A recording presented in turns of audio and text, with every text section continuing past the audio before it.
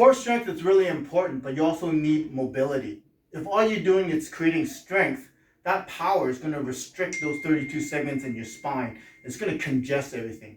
Okay? Mm-hmm. So if you're really strong, you're going to be able to lift yourself up like a lever. All right? But lifting yourself up like a lever like this, it takes a lot more energy than we really need to do. And it doesn't create mobility. What I want you to think about is drawing your chin back, roll that first segment, compress your sternum, curl the rib cage, pull the belly buttons in, make your lumbar spine curl without taking your legs up here to leverage. Because once you lift your leg, you're creating a lot of restriction into your hips. Mm-hmm. This needs to be relaxed. This needs to be relaxed. All of the strength here comes from the abdominal muscles to compress and curl your spine. I'm not the most mobile, but I'm mobile enough to round my stuff sufficiently, right? So you want to create that curvature through your ribs. Mm-hmm. Now try to go in reverse. You want to reach your legs nice and long, pull your sacrum, your pelvis down first, compressing here to try and open and gap the lumbar spine with this. So it's just by creating a circle, right? Where I put pressure dictates how my spine's going to bend. So the pressure here is going to help bend the lower back. Pressure here is going to bend the ribs from the spine.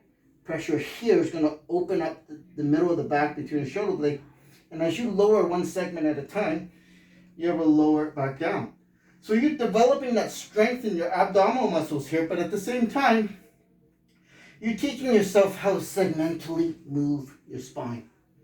As you are able to develop this, you're going to feel the segment that doesn't move as well. You focus a little bit more time to rock and loosen it.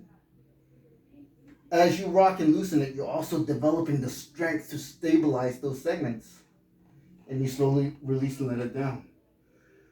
So there's another exercise I think would be very helpful in terms of doing an extension. I'm going to turn the table to the side. And this one is quite difficult in terms of creating stability. You put a support on your hips here. Like normally when you do an extension exercise, people would lift through their back, arcing here. And when you arc too much, you're going to create a compression. Yeah. What I want you to think about is doing is pulling up through your sternum. You're lifting here and the pull up through. Like I mentioned before, the hips, the abdomen, and the rib cage all should be in a flush line. So you're pulling up through here as if someone put their hands on your ribs and pulled up through your ribs and creating a flat surface here. You're engaging these muscles here, and as you pull up, you're also opening up your back. And to create mobility, you can create a little bit of a twist, right?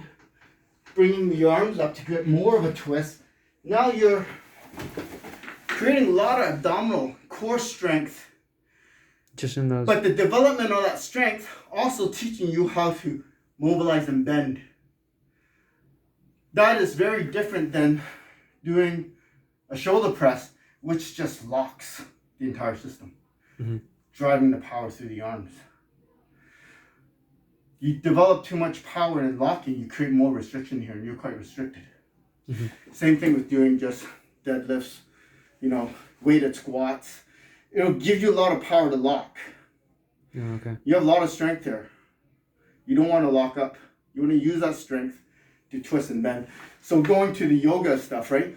Doing a lot of arcs like this, bring your arm back, really stretch out the lats. Because if you're tight here, you're not going to be able to straighten your arms.